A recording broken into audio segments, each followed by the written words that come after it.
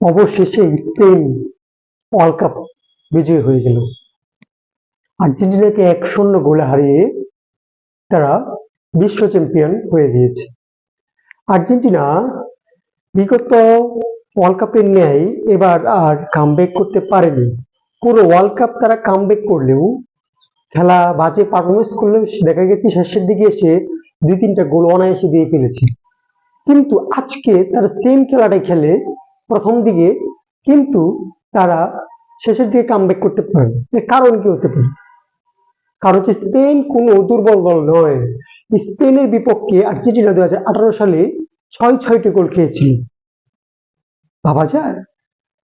আর আজকে আর্জেন্টিনার যে ধরনের পারফরমেন্স ছিল, একবার হতাশ করা পারফরমেন্স।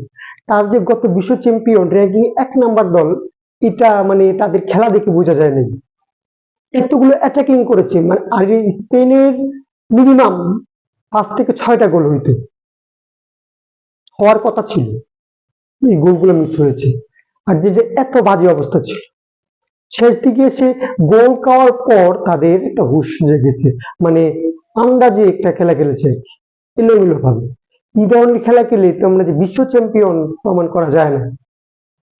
কিছু কিছু আর্জেন্টিন সাপোর্টার জার্সিতে 4 স্টার লাগিয়েছিল।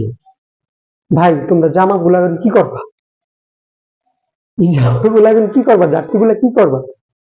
এত উৎসাহিত ভালো না।